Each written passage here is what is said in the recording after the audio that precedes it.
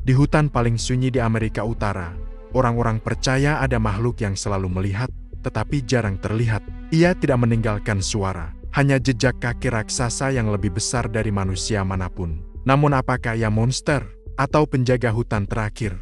Di kawasan hutan konifer yang luas, di mana cahaya matahari hanya menyentuh tanah beberapa jam sehari, warga asli setempat selalu memegang satu kepercayaan, ada makhluk besar yang hidup berdampingan dengan mereka. Makhluk itu bukan manusia, bukan pula binatang. Mereka menyebutnya Bigfoot.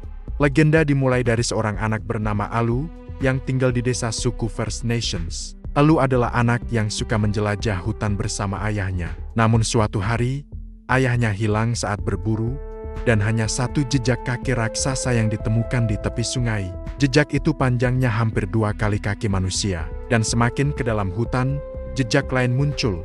Tapi tidak ada tanda-tanda perlawanan, tidak ada darah, tidak ada suara. Seolah sang ayah diambil oleh sesuatu yang besar namun lembut. Sejak hari itu, Alu selalu merasa ada sosok yang mengawasinya di antara pepohonan. Tapi ia tidak takut, yang ia rasakan justru seperti seseorang menjaga. Suatu pagi berkabut, ketika Alu sedang memetik jamur liar, ia mendengar ranting patah pelan, tapi berat. Ia menoleh. Di balik kabut, sepasang mata besar memantulkan cahaya pagi. Makhluk itu berdiri tegak. Tubuhnya ditutupi bulu coklat gelap. Bahunya selebar pintu rumah, dan napasnya begitu berat hingga kabut di udara terpecah setiap kali ia mengeluarkan hembusan. Alu membeku, namun Bigfoot tidak menyerang. Ia hanya mengamati, seperti memastikan Alu baik-baik saja.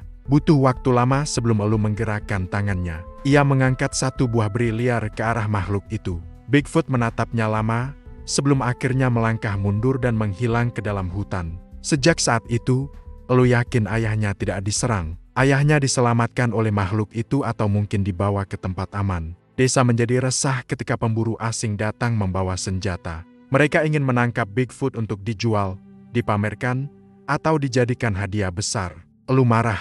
"Hutan ini bukan milik kalian," katanya. Tuan hutan itu tidak jahat, namun tidak ada yang mendengarkan. Para pemburu memasang perangkap besar, menebang pohon, bahkan membakar ranting untuk memaksa Bigfoot keluar. Sampai suatu malam, badai besar mengguncang hutan. Petir menghantam pohon, menimbulkan kebakaran kecil. Para pemburu lari ketakutan. Alu mendengar suara berat seperti pohon tumbang. Ia mengikuti suara itu, dan di sanalah ia melihatnya. Bigfoot sedang mengangkat pohon yang jatuh, menyelamatkan seekor rusa kecil yang terperangkap. Makhluk itu bukan pemburu, ia penjaga. Alu tersentuh. "Kaulah yang menyelamatkan ayahku, bukan?" tanyanya pelan. Bigfoot menatap Alu, dan dalam tatapannya, Alu merasa seolah memahami jawaban. Ia hidup, ia selamat. Bigfoot kemudian berjalan ke arah gua dalam hutan. Alu mengikuti. Di dalamnya, ia melihat jejak tanda-tanda manusia pernah tinggal di sana. Sepotong tombak, kain lusuh, milik ayahnya. Ayah Alu memang pernah berada di sana, dirawat, dilindungi, bukan disakiti.